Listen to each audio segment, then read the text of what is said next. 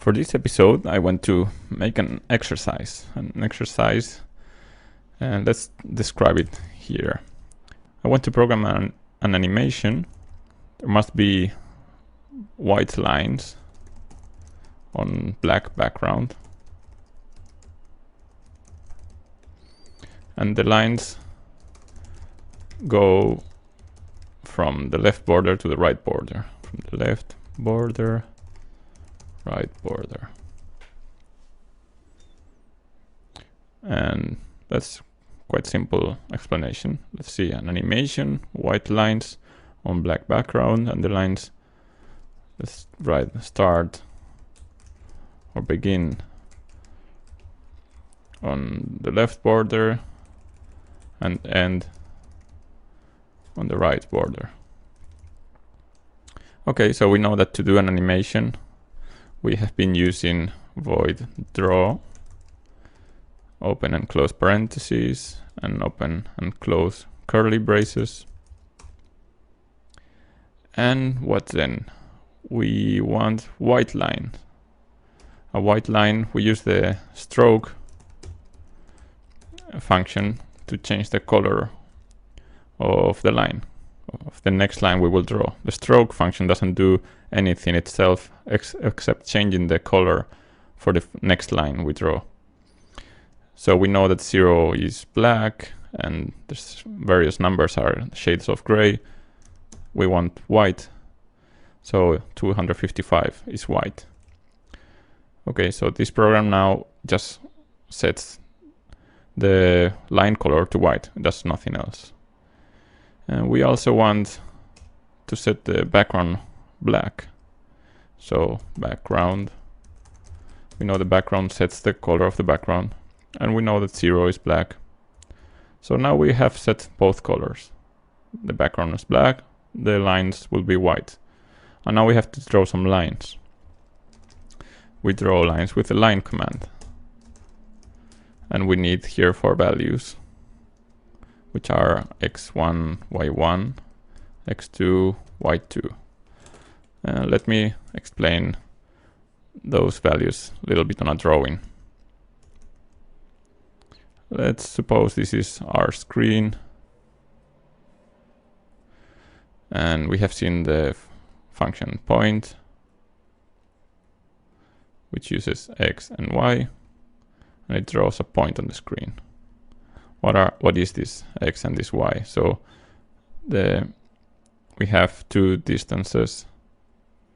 X is the distance from the point to the left border of the screen, and the y is the distance from the top border of the screen. That's why if we type 0, 0, we are getting a point on the top left corner.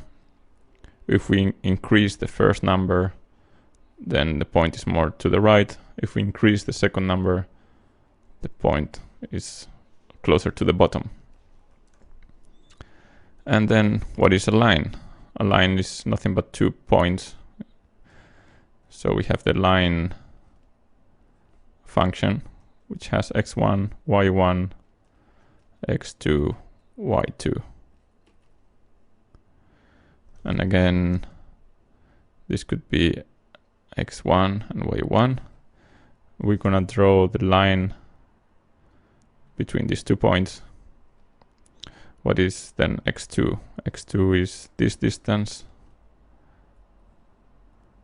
and y2 is this distance. This defines one point, this defines another point, and then we have a line. So we want a line that begins, the lines begin on the left border and end on the right border. It doesn't say anything about vertical position. What we know, it goes from left to right. So we can start anywhere on the left border. What do we know about the pixels that are on the left border? The distance, the x1, the distance from the left border is always 0. That's why they are on the left border. So we know that this first number here must be 0. What about the y1? What about this second value. That's the distance. It's this distance here, the distance from the top. So we know it's on the left, but it can be anywhere vertically. So we can then enter just there a random 100, and we will get some position on this line. And then same thing for the second point. This is the second point here. We know that the second point must end on the right border. So this distance from the second point to the right border is 0. And since we know that the screen is 100 pixels wide and 100 pixels tall, then that means that the XY must be 99.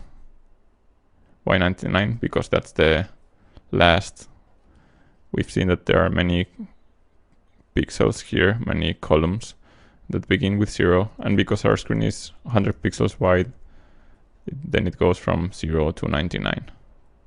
99 would be the pixels on the right border.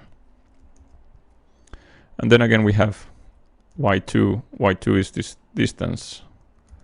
That means how high do we want to put our pixel? Do we want it on the top? That would be a 0. Or do we want it on the bottom? That would be 99, or somewhere in the middle. But we don't really care. It doesn't say here on our instructions. So we just can type again another random 100, and we will get some position, some vertical position. So let's try out this program. Okay, so there we have a white line moving really quick on a black background, and the lines begin on the left and end on the right.